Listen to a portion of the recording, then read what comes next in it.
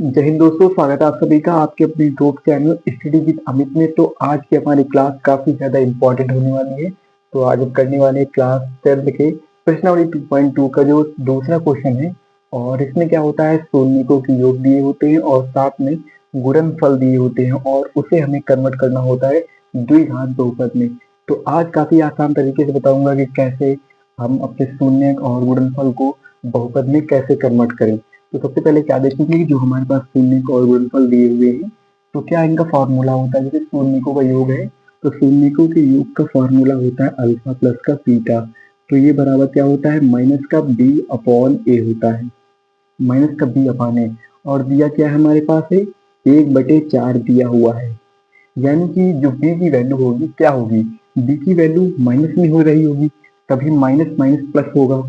इतना ध्यान लगाना है। जैसे यहाँ पर अगर मान लो यहाँ पर हम 1 रखते हैं, तो माइनस का 1 मतलब अगर बी की वैल्यू सिर्फ प्लस में होती तो यहाँ पर क्या होता, माइनस का 1 होता। लेकिन जब ए की वैल्यू माइनस में होगी तो माइनस माइनस प्लस हो जाएगा। इसलिए क्या होगा, ए की वैल्यू जो बी की वैल्यू होगी वो माइनस में होगी।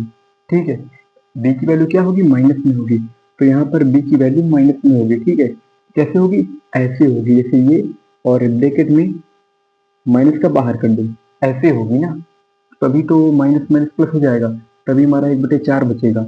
तो मतलब जो बी की वैल्यू होगी वो -1 होगी। अब देखते हैं गुणनफल। गुणनफल होता है alpha into beta. Alpha into beta बराबर क्या होता है, सी अपॉन ए। तो सी की वैल्यू कितनी है, अब सी की वैल्यू देखेंगे कि हमारे पास क्या दिया हुआ है। ये जो पूरा कन्वर्टिव पूरा है, जो गुणनफल का सूत्र होता है उससे पूरा हमारे पास -1 दिया हुआ है। अब -1 कैसे मिलेगा, अब देखो ए की वैल्यू कितनी है, ए की वैल्यू है 4। तो क्या होगा, सी की वैल्यू भी 4 होगी। देखो यहाँ पर माइनस है तो माइनस लगाएंगे 4, और ए की वैल्यू कितनी थी, 4 थी, तो ए की वैल्यू हम 4 रख देंगे। यानी कि देखो काटोगे तो कितना मिलेगा, 1 ही मिलेगा। ठीक है, हम सिर्फ समझाने के लिए कर रहे हैं कि हम द्विघात बहुपद कैसे बनाएंगे। तो देखते हैं आपका द्विघात बहुपद कैसे बनाते हैं। जैसे हमारा द्विघात बहुपद होता है, द्विघात बहुपद, द्विघात बहुपद होता है ए एक्स स्क्वायर प्लस का बी एक्स प्लस का सी, हमारा द्विघात बहुपद इस रूप में होता है। तो यहाँ पर हमने सिर्फ चेक किया कि बी की वैल्यू क्या होनी चाहिए, ए की वैल्यू क्या होनी चाहिए, सी की वैल्यू क्या होनी चाहिए, या फिर ए की वैल्यू कितनी होगी। तो इन सब पहले वैल्यू को निकालना है कि किसकी वैल्यू कितनी होगी, उसके बाद हम द्विघात बहुपद को निकाल लेंगे। जैसे हम देखेंगे कि ए की वैल्यू कितनी है, तो यहाँ पर ए की वैल्यू कितनी थी, आपने निकाला कितनी, 4 निकली थी। तो यहाँ पर क्या करना है, 4 एक्स स्क्वायर कर देना है। और फिर क्या कहते हैं, बी की वैल्यू कितनी है, तो बी की वैल्यू हमें अंदर वाली लेनी है, तो माइनस का वन है। देखो माइनस माइनस हो जाता है प्लस, तो प्लस का 1 है यहाँ पर। ठीक है, लेकिन हमें क्या माइनस जो बी की वैल्यू लेनी है, माइनस का मतलब नहीं है तो अंदर वाला लेंगे। तो अंदर मतलब क्या होता है, -1, तो -1 लेंगे तो कितना हो जाएगा, ये हो जाएगा एक्स, बी की वैल्यू एक्स हो जाएगी। और सी कितना है, सी हमारे पास हो जाएगा -4। ठीक है, ये हमारा आपका बहुपद बनकर तैयार हो गया, द्विघात बहुपद 4x²।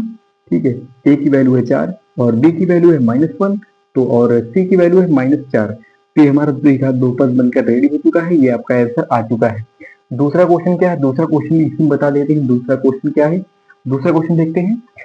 तो पहला क्वेश्चन द्वारा हो चुका, दूसरा क्वेश्चन है √2, और क्या दिया हुआ है, और दिया हुआ है 1/3, 1/3। तो काफी इंपॉर्टेंट क्वेश्चन है, आप लोग एग्जाम में आ सकते हैं। तो इसमें क्या होता है, ये योग है और ये गुणनफल है। तो योग के लिए क्या करते हैं, योग का हमारा फॉर्मूला होता है अल्फा प्लस का बीटा बराबर क्या होता है, माइनस का बी अपॉन ए, माइनस का बी अपॉन ए। तो माइनस का बी अपॉन ए कितना दिया हुआ है, दिया हुआ है √2 दिया हुआ है।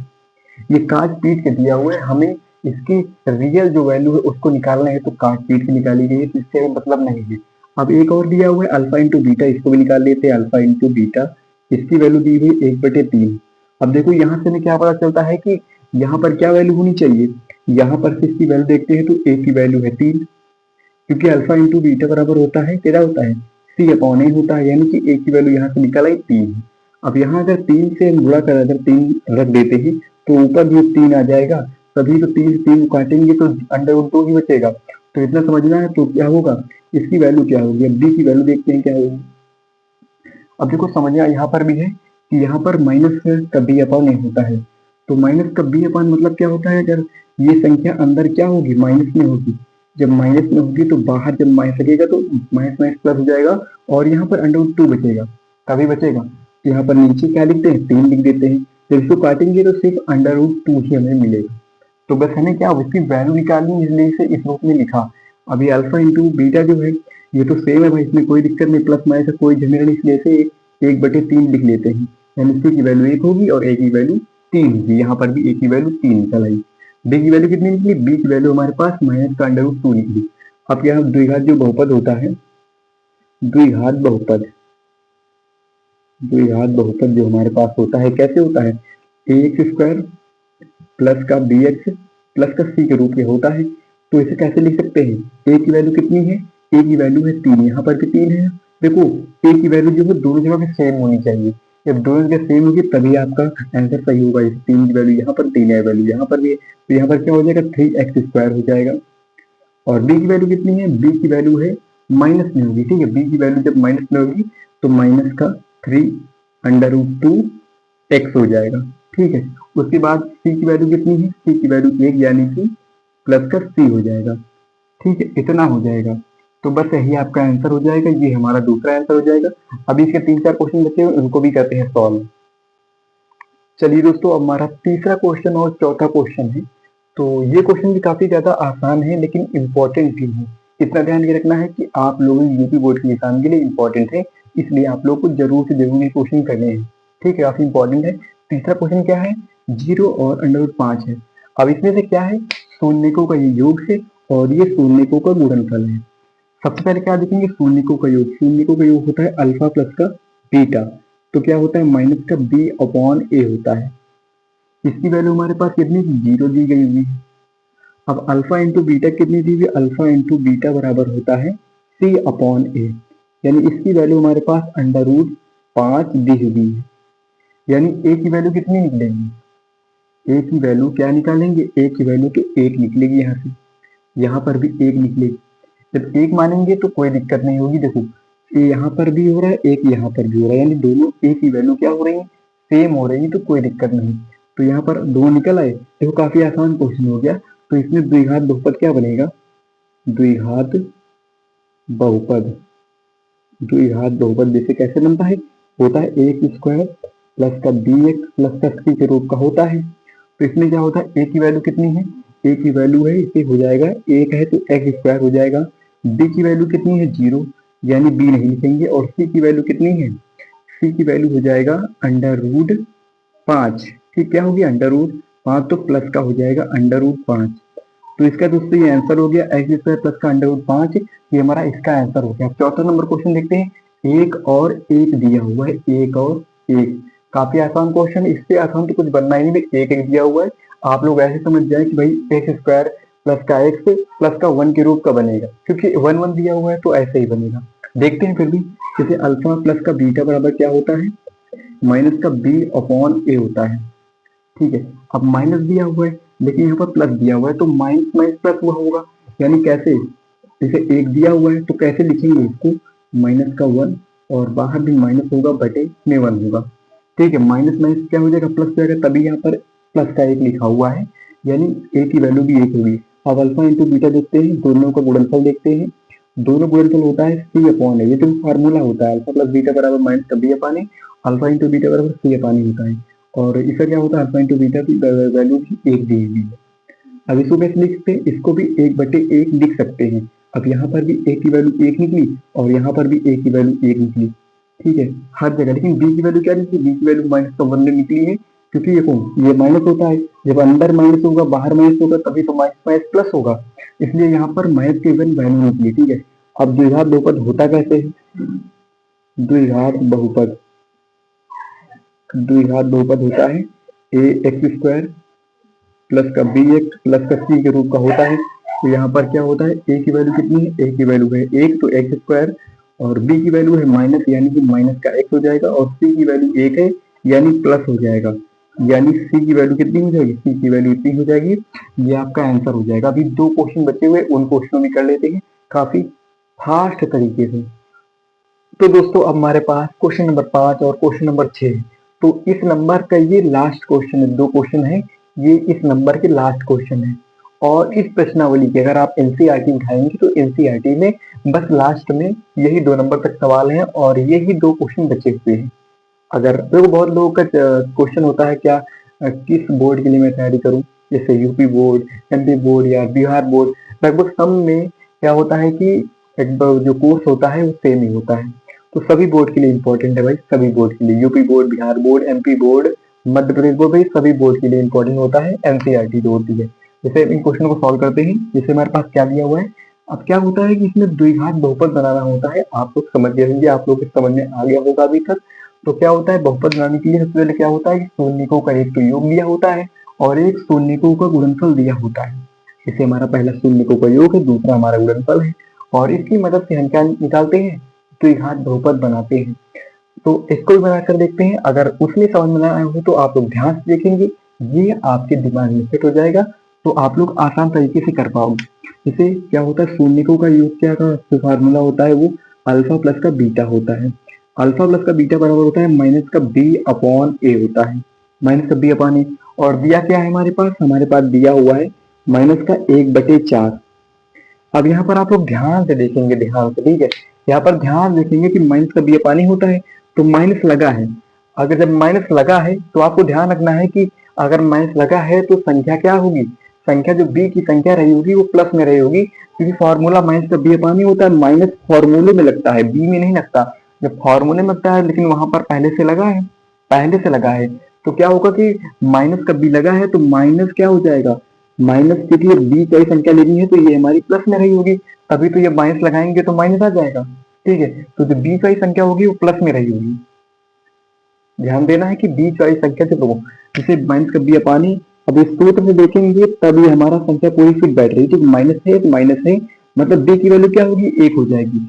अब माइनस 1 था, माइनस एक संख्या में नहीं था, माइनस बी इस फॉर्मूले के हिसाब से आया था, तो हम कैसे कह सकते हैं कि ये हमारा होगा, क्या होगा, 1/4 माना जाएगा, क्योंकि हमें इसके लेना है माइनस का बी। इसे मानो देखो, जैसे हमारे पास कोई संख्या दी होती, अब मानो बी की वैल्यू 1 दी होती और ए की वैल्यू हमारे पास 4 दी होती। अब इस फॉर्मूले के हिसाब से अगर रखते हैं कि बी की वैल्यू कितनी है, 1 है, तो माइनस का 1/4 इस तरह रखते हैं ना, तो उसी प्रकार ऐसे रख सकते हैं माइनस का 1/4। तो माइनस तो इसमें था, हमको माइनस से लेना देना नहीं, सिर्फ बी अपान ए देखना है, तो बी अपान ए तो मतलब 1/4 हो जाएगा। अब देखते हैं गुणनफल अल्फा इंटू बीटा, देखते हैं, ये होता है सी अपान ए। अब सी अपान ए पे इसमें कोई माइनस नहीं होता है, अब यहाँ पर भी कोई माइनस नहीं है, तो बस सिंपली इसको कैसे जैसे लिखा है वैसे उतार दो। अब यहाँ पर जो ए की वैल्यू है वो 4 है, सी की वैल्यू 1 है, बी की वैल्यू भी 1 है, तो कैसे लिख सकते हैं इसे, ए की वैल्यू है 4, तो क्या लिखेंगे 4x² लिखेंगे। और क्या है बी की वैल्यू कितनी है, बी की वैल्यू प्लस में होगी क्योंकि ये माइनस लगा है, और यहाँ पर माइनस तो माइनस से रखो, यहाँ पर प्लस में संख्या दी होती, मान लो प्लस में दी होती तो यहाँ पर ए की संख्या माइनस होगी, क्योंकि माइनस माइनस प्लस होता। लेकिन जब यहाँ पर संख्या प्लस में दी नहीं, माइनस में दी हुई है, मतलब क्या है कि एक संख्या क्या है प्लस में, बी का संख्या प्लस में होगी, तभी तो माइनस लगा दिया, माइनस लग गया। अगर इसको हटा दी तो प्लस में होगा ना, बस हमें इसे हटाना है तो प्लस माना जाएगा, तो क्या हो जाएगा प्लस का एक्स हो जाएगा। अब सी की वैल्यू कितनी है, सी की वैल्यू भी 1 ही है, सी की वैल्यू भी 1, इसलिए 1 लिख देते हैं, तो ये हमारा आंसर हो गया, इसका हमारा ये आंसर आ गया, ये द्विघात बहुपद बनेगा। अब हमारा लास्ट क्वेश्चन क्या है, 4 प्लस का ये 4, 1 दिया हुआ है।